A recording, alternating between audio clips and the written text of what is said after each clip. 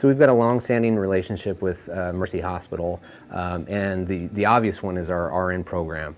But ones that's a little less obvious is our drafting. But what's neat is we've been able to work on different projects, and one of those is going to be with our drafting program. And so the need from the hospital was to have face shields. And so we started thinking, how can we help facilitate this? And with our 3D printer, our drafting instructor, James Thornburg, has come up with a way that we can print the face shields minus the actual shield itself. And what's neat is that's just a clear transparency. So we've laser cut the edges, and we've printed the physical part that goes on your head.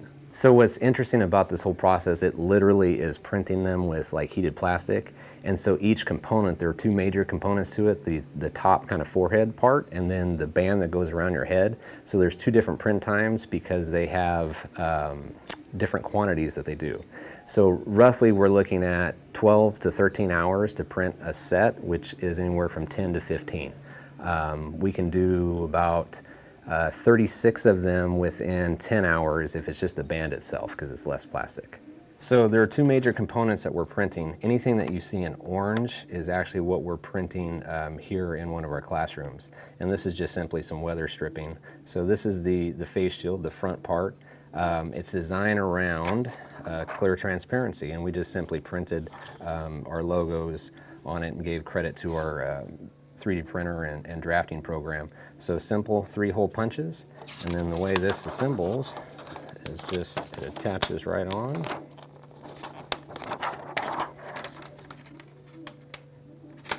And it's a nice, very firm fit, as you can see. Wrap it all the way around. So that's one version, the very most lightweight basic version, and then they wanted a little extra protection too, so it just simply snaps on. And that's the finished product. So our first batch was 25, and we delivered those, and basically we just want to see if they're going to work for them. The staff that's seen them and used them are really excited about them. And so right now we have another set of 20 that we'll probably deliver tomorrow, and we're kind of on target to start producing 20 to 25 a day.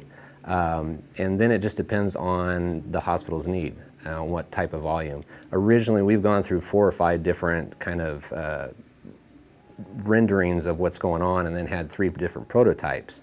And so it was a matter of what's going to work best for them, and this is the first real life example that they're going to actually test out in the field.